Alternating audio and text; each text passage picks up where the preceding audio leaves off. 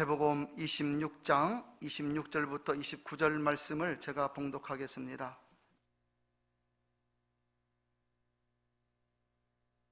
마태복음 26장 26절부터 29절 말씀을 제가 봉독하겠습니다.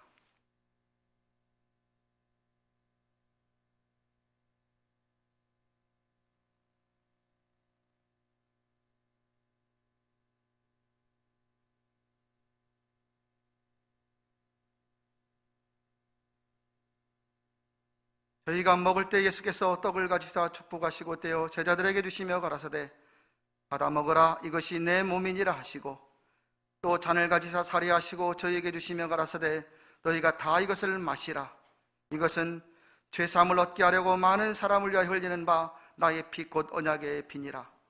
그러나 너희에게 이르노니 내가 포도나무에서 난 것을 이제부터 내 아버지 나라에서 새 것으로 너희와 함께 마시는 날까지 마시지 아니하리라 하시니라. 아멘.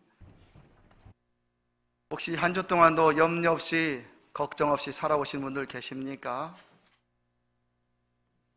여러분, 염려가 어디에서 왔을까요? 염려 없이 걱정 없이 살면 얼마나 좋을까요? 인생 살면서 그냥 평안하기만 하고 감사하면 얼마나 좋을까요? 혹시 돈 많은 사람은 염려가 없겠습니까? 여러분? 그 사람들은 걱정 없이 혹시 살 것 같습니까? 우리에게 돈이 얼만큼만 생기면 정말 세상을 걱정 없이 살 것 같은 그런 생각을 하시는 분들 혹시 계실지 모릅니다. 여러분, 염려, 걱정, 두려움, 죽음 어디에서 왔을까요? 그냥 우리 할아버지 보니까 우리 아버지 보니까 인생은 태어났다 죽는구나, 그러니까 죽음이 오는가 보다, 인생이 이런가 보다 하고 혹시 그렇게 생각하시는 분은 없으십니까?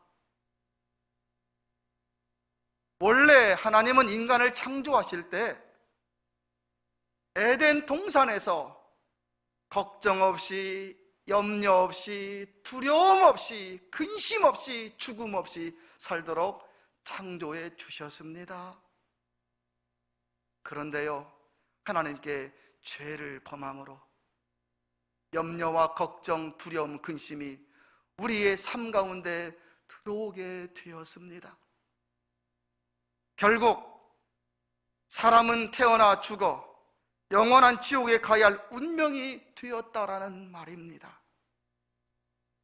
그러나 하나님은 그런 인간을 사랑하셔서 이 땅에 구원자 메시아를 보내주셨고 그분을 믿는 자마다 구원을 받고 영생을 얻도록 섭리해 주셨습니다. 영적인 원리는 예수님을 믿어야만 되는 것입니다. 봄이 가면 겨울 오는 법은 없습니다.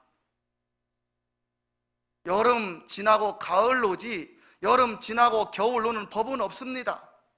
세상의 법칙도 봄이 가면 여름이 오고 여름이 가면 가을이 오고 가을이 가면 겨울이 오듯이 사람이 이 땅에 태어나 살아가다가 하나님께 돌아갈 때 하나님이 영적인 규칙과 기준을 세워 놓으셨는데 그게 바로 예수 그리스도 구원자, 그분을 믿어야만이 구원받도록 그 영적인 법칙을 세워 놓으셨습니다.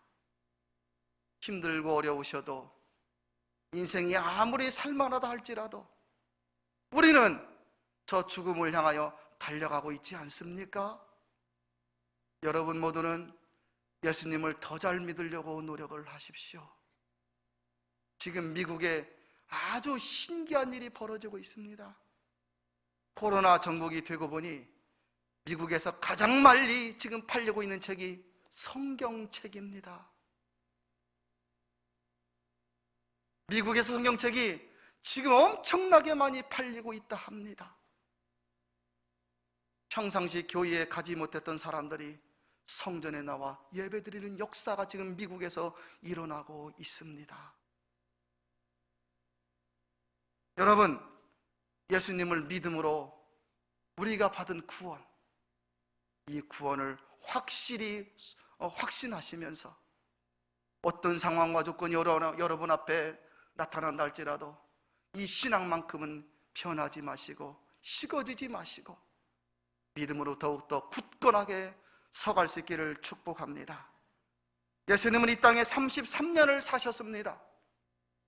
30년은 육신의 어머니를 섬기며 사셨고 이제 3년간은 메시아로서의 구원자로서의 공적 생활을 사셨습니다.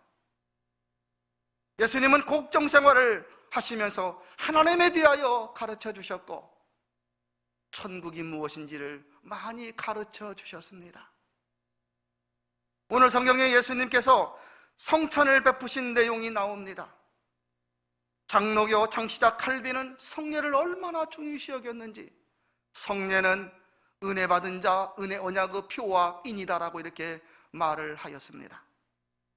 성례의 중요성을 강조한 것이죠. 성찬의 목적이 무엇입니까? 예수님의 십자가의 죽으심을 기억하고 기념하는 것입니다. 예수님은 제자들과 마지막 만찬을 드시고는 그 자리에서 성찬을 행하셨습니다. 떡을 떼어주시며 이것은 내 몸이다, 이것은 내 몸이니 이것을 먹을 때마다 나를 기념하라 말씀하셨습니다. 여러분 한번 생각을 해보십시오. 우리는 배워서 하는데 처음으로 행하는 성찬식, 예수님이 떡, 빵을 떼어주시며 제자들에게 주실 때 이것은 내 몸이다 하시는 거예요. 제자들이 이해를 했을까요?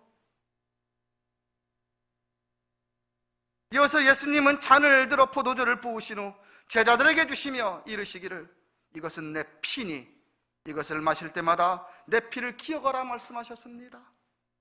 아니 포도주가 무슨 피입니까? 처음 받는 제자들, 그 제자들은 어떤 생각을 하고 이해를 했을까요? 그러나 이제 예수님이 죽으시고 부활하시고 승천하신 후 말씀 따라 마가의 다락방에서 기도하면서 예수님이 약속하신 성령을 기다리다가 오순절날 성령을 받고 나서야 그 예수님의 말씀이 무엇인지를 그 의미를 알게 되었습니다. 정말 예수님의 몸은 우리 위에 찢기신 빵, 그 빵이 바로 예수님의 몸을 상징한다는 사실을 아시게 된 겁니다. 예수님이 흘리신 그 피가 바로 나를 위해서, 우리를 위해서 흘리신 그 피라는 사실을 제자들은 그때서야 이해를 하게 된 것입니다. 예수님께서 빵을 들고 이것은 너희를 위한 나의 몸이다, 먹을 때마다 나를 기념하라 말씀하신 것은 예수님의 몸이 찢기고 채찍 맞음으로 우리들은 치유함을 얻고 구원을 받았음을 잊지 말라는 말씀입니다.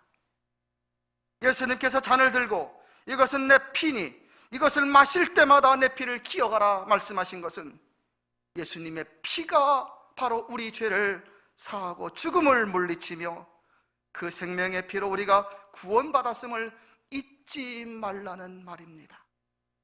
오늘 우리가 참여하는 성찬은 이 주님의 은혜를 기념하는 시간입니다. 그러하게 성찬에 참여하는 일은 얼마나 고귀하고 귀한 일인지요. 제가 미국 10년 살면서 미국 교회에 참석할 때 성찬식을 이렇게 봅니다. 절대로 외부 사람 참여 못합니다. 오전 예배 드리고 오후 예배 드리고 이제 일반 사람들은 다 갑니다. 집으로 돌아간 다음에 그 교회 멤버들만 모여서 성찬 예식을 합니다. 그만큼 중요하게 생각을 하는 것을 보았습니다. 성찬에 참여할 때 어떤 사람은 가슴 뭉클한 사람도 있을 것이고 어떤 사람은 그저 그런 사람도 있을 거예요. 왜 그렇게 다를까요? 그것은 내 마음에 주님을 생각하는 마음이 다르기 때문입니다. 십자가를 바라볼 때마다 주의 무서움을 깨닫습니다. 주의 대가는 요한계시록 21장 8절에 나오는 불과 유황으로 타는 지옥입니다. 십자가를 바라볼 때마다 또한 하나님의 사랑을 깨닫습니다. 사랑하는 독생자를 이 땅에 보내셔서 나 같은 우리 같은 죄인을 구원해 주신 그 하나님의 사랑 말입니다. 그래서 십자가는 하나님의 심판과 사랑을 같이 보여주는 것입니다. 성도 여러분, 성찬을 통해서 예수님을 믿는 나의 믿음을 다시 한번 확인해 보십시오. 죄를 지으면 죄의 종이 되고, 말씀에 순종하면 하나님의 종이 되는 것은 간단한 법칙 아닙니까? 사탄은 언제나 부귀영화가 인생의 행복이라고 사람들을 속이고 있습니다.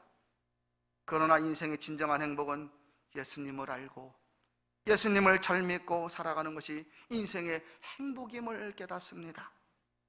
다음 교회 성도 여러분, 나를 위해서 우리를 위해 채찍 맞으시고 피를 흘리신 주님, 세상의 어떤 피조물보다 똑똑하다는 인간의 그 생각에, 세상 어떤 피조물보다 기형적 좋은 만물의 영장이라는 사람이 주님의 은혜를 잊으면 어찌 되겠습니까? 늘 주님의 은혜를 기억하면서 평생의 인생 통하여 하나님께 귀한 성도들로 살아가시기를 진심으로 축복합니다.